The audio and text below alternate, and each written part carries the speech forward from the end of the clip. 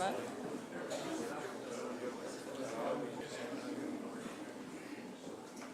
The senators and representatives like to divide on each side evenly, so you guys get in place. Good afternoon. I want to start by acknowledging the victims of last week's tornado in Mississippi and today's school shooting in Nashville. The state of Arkansas is praying for the families affected, and we are here to help our neighbors in any way that we can. Nothing harder than watching our friends and neighbors deal with tragedy, and we want to be as good of a neighbor as possible, and we are here to help if we can.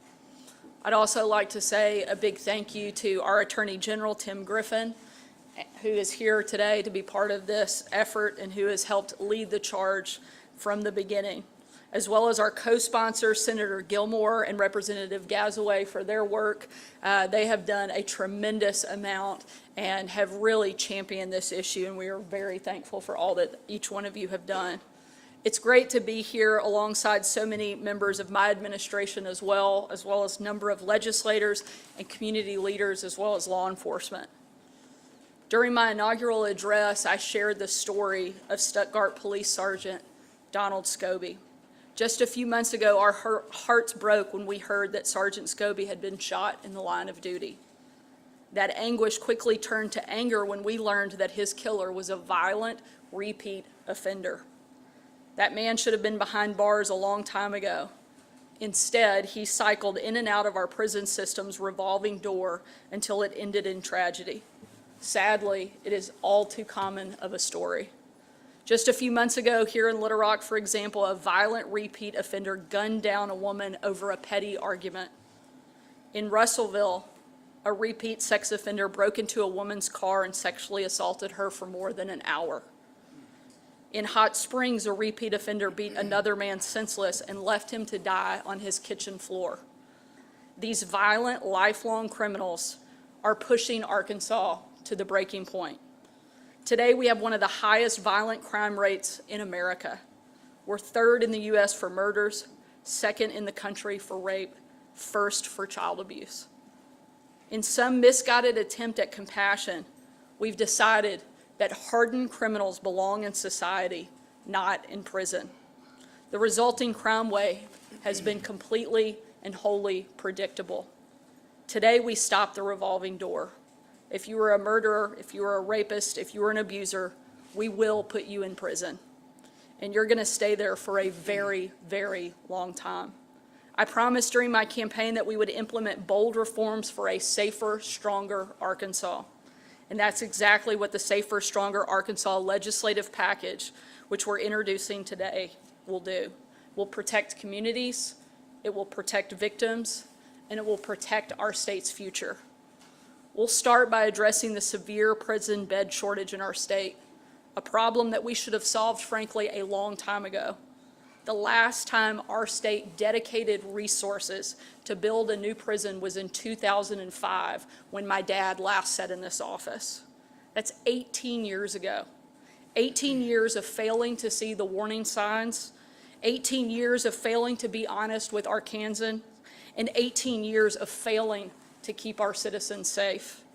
Under my leadership, we will fund a new prison facility with 3,000 beds to address this crisis. We will also develop new mental health programs and delay prison fine repayment to reduce recidivism and ease inmates' re-entry into society. County jails will go back to serving the role that they were designed for, and we will no longer let violent criminals out of jail simply for a lack of space. To staff these facilities and address our corrections officer shortage, this package also includes $20 million to bring more people into the field.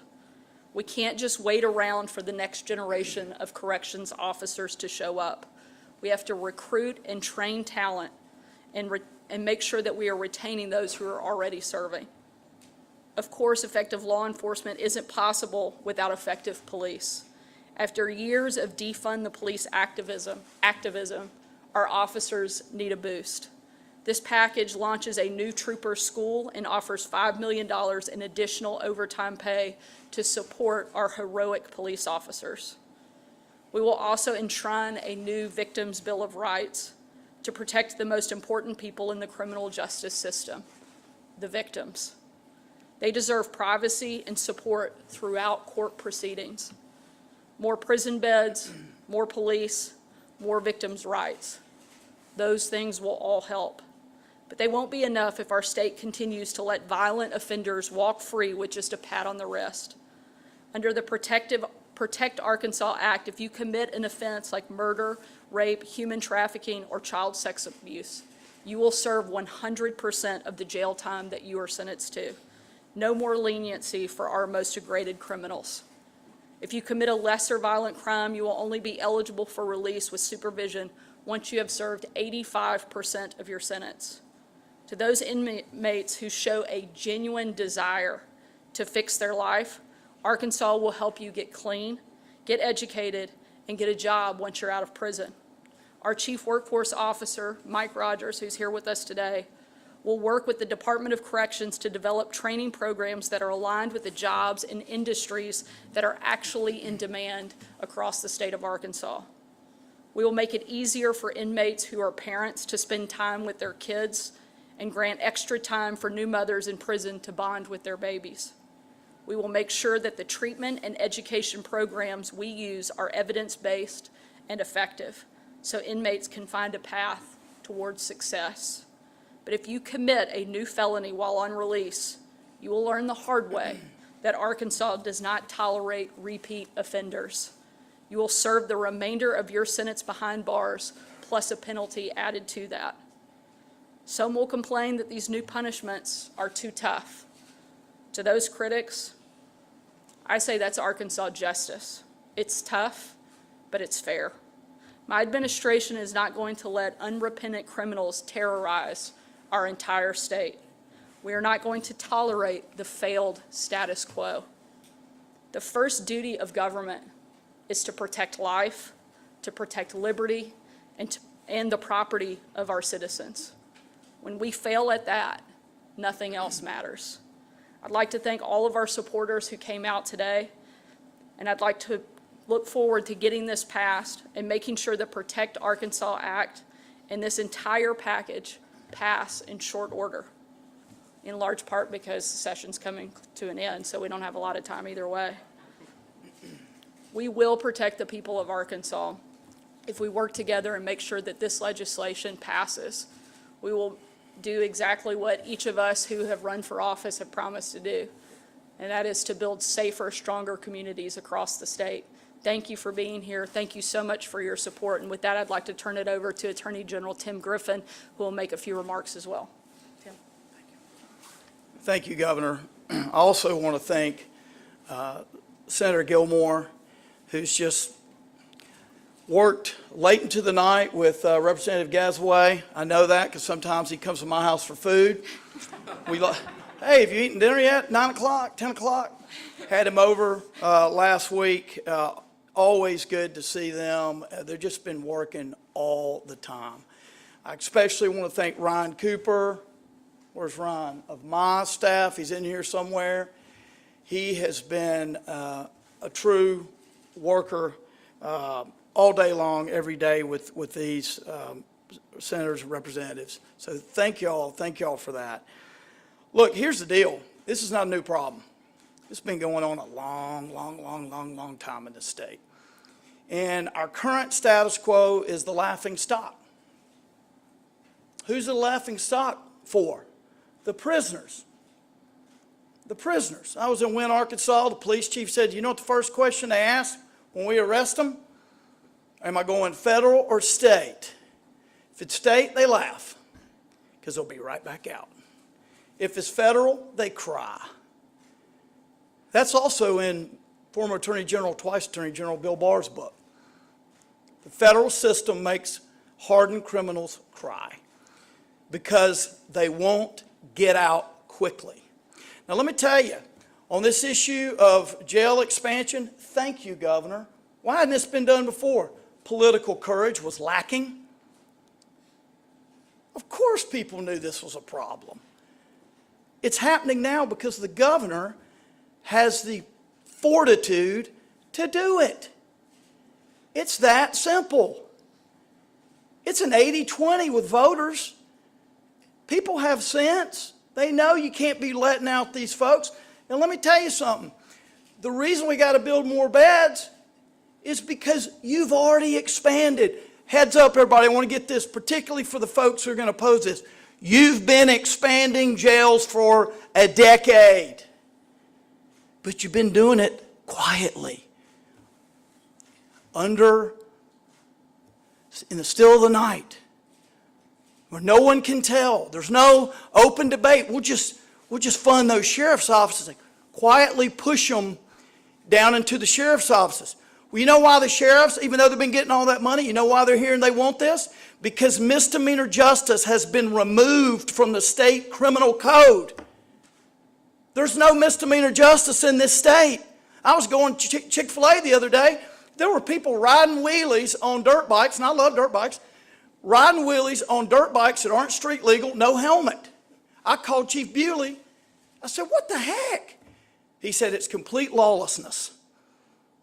If you think you're going to get jobs to come to this state with that kind of nonsense going on, you are sadly mistaken. So we are going to have, because of the governor's courage, we're going to have the ability to move the violent felons out of the jails into the prisons where they belong. And if you really care about those prisoners, you want them in the prisons, not the jails. Why? Because that's where the programs that they need are. Oh, you didn't think of that? Well, let me tell you. That's why we got to get them in the prisons. Why am I so passionate about this? Because I live here. I'm not a visitor. I live in this city on the same street for over 20 years. I got 3 kids, 15 and under. That's why I care. And I'm tired of elected officials not doing a dang thing until the governor. Thank you, Governor. I'm going to keep it as brief as I can, but let me mention this to you. The idea that we can do one or the other is what we in logic call a false choice. Well, we don't need more. In fact, a very intelligent, educated politician said this a few minutes before I came in here. Oh, so we're just going to lock them all up? That's a false choice, and you know it. The false choice is lock them up or pursue rehabilitation. No, you know what? 2 things can be true at the same time. We need to rehabilitate those who are open to rehabilitation. We need to incapacitate those who are not. And yes, there will be a deterrent effect as well. This is all well proven. This is not hard. We just didn't have the political will around to do it. So this is a big, big, big change for Arkansas. In a nutshell, right now we have a deceptive parole system, a dangerous parole system that says, hey, you're going to get a lot of years and the public will think you're getting a lot, but the judges and all the insiders, they'll know you're not. You'll get 12, you'll do 2. I got a spreadsheet full of them. I started keeping a year ago. We're going from a default where you get out early, where your parole eligibility date is your sentence, to a system to where the default is you're going to stay in. Thank you, Governor, for doing this. Thank you, Senator Gilmore. Thank you, Representative Gasaway. Thank all of y'all who are going to make this a reality. This is a historic day for this state. The former Attorney General Barr said this can be a model for the nation. Thank y'all.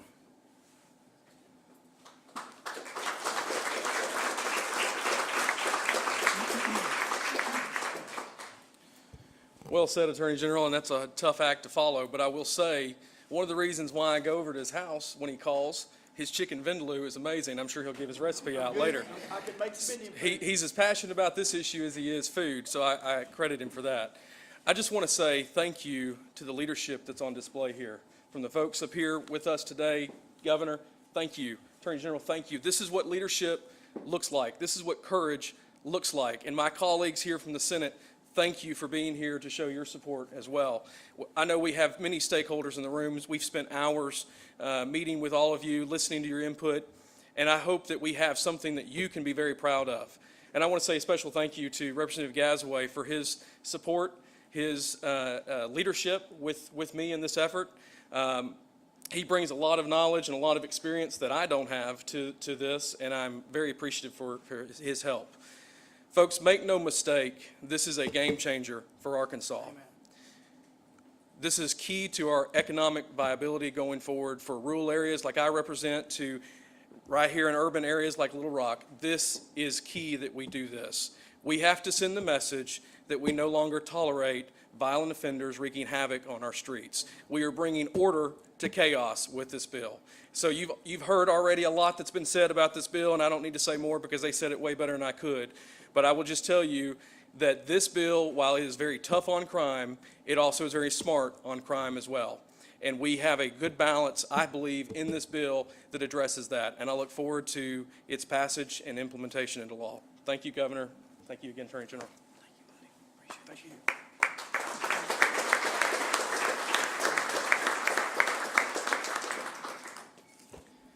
First, let me say thank you, Governor, for your leadership on this issue, and thank you, Attorney General Griffin, who has been an absolute champion on this issue for the longest time.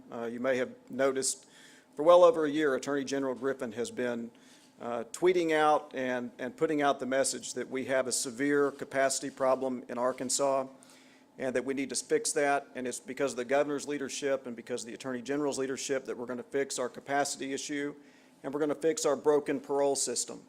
As Attorney General Griffin said, we have repeat violent criminals in Arkansas who are only serving a fraction of their sentence, and that's largely due to capacity.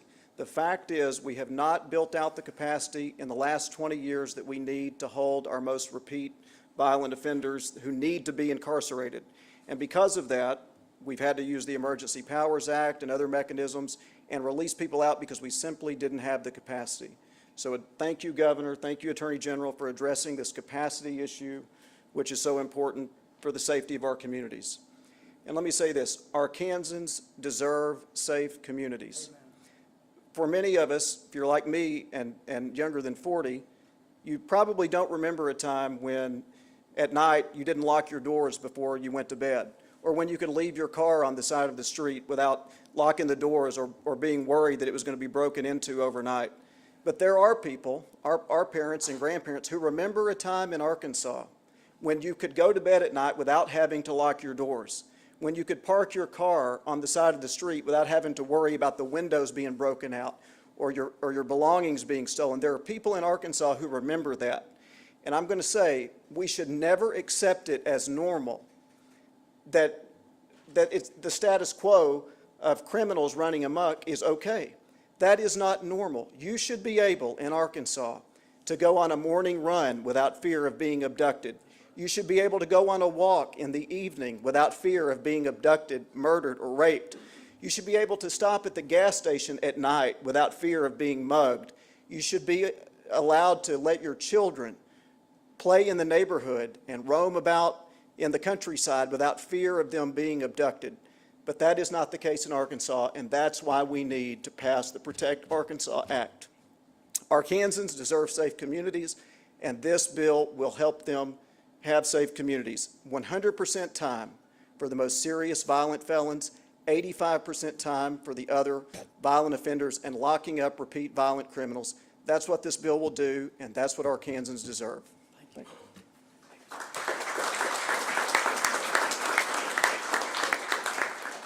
Take a couple questions if anybody has any.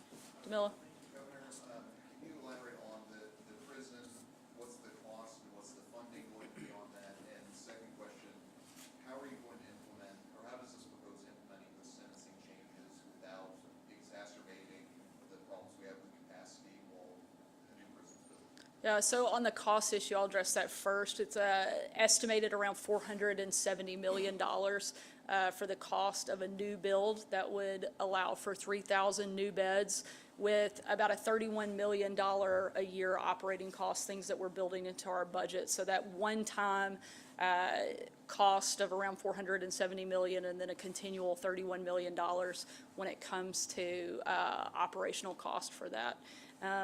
The second part of your question is part of the reason for the implementation timeline, looking at a target date of January of 2025, which would be the timeline for implementation so that we have time to address the capacity issue.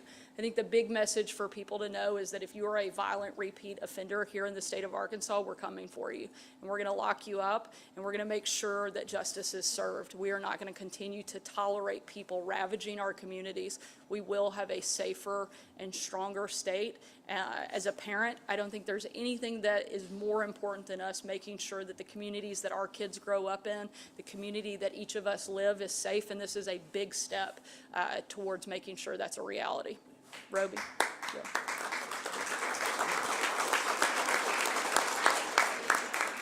You can surely claim that applause for you. I'm still waiting on Tim to pass the offering plate. I thought after that sermon, he may ask for money, but We're trying to raise $470 million. we'll save it for the end. So until January 2025, where are you going to put the violent offenders until then? You're already 2,000 over in the county jails, you're 1,000 over in the state prison population.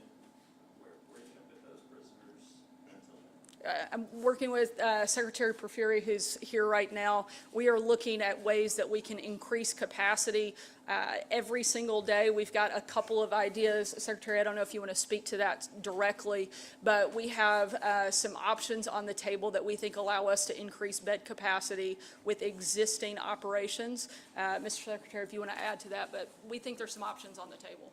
Yes, Governor. To your question, sir, we're reviewing all options within our current existing capacity within Arkansas Department of Corrections to identify areas where we can add beds to existing capacity, working with the Board of Corrections to get approval to do that. And we hope to add in the neighborhood of just under 400 beds here in the coming months between our Community Corrections Division and our Corrections Division, which will take some relief off of that until we're able to get to new construction.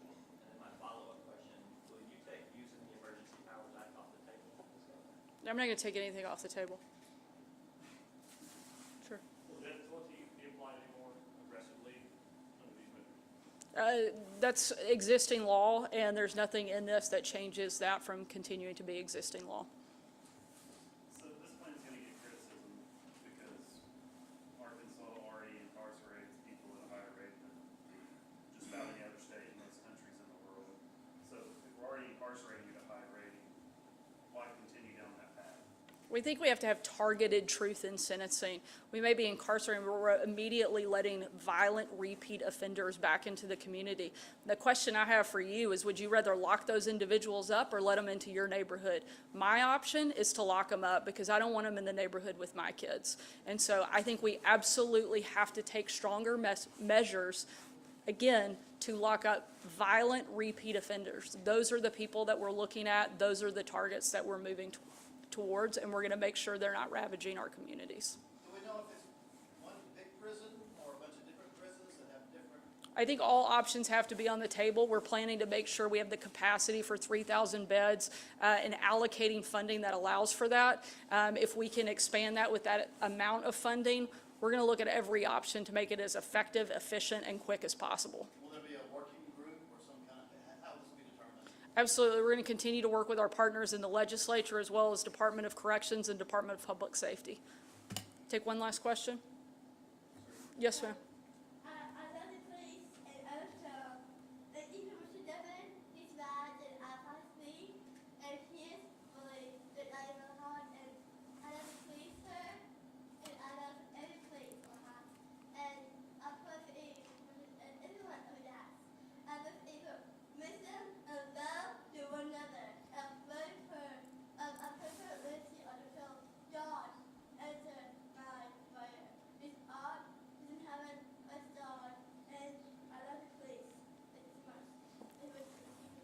Thank you. I don't think there's a better message that we can end on than your words of wisdom of loving our police. I know there's a number of them here today who certainly appreciate that.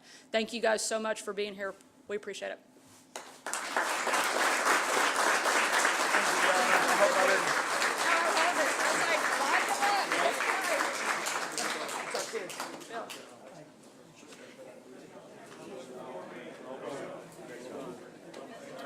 Well, Thank you so much.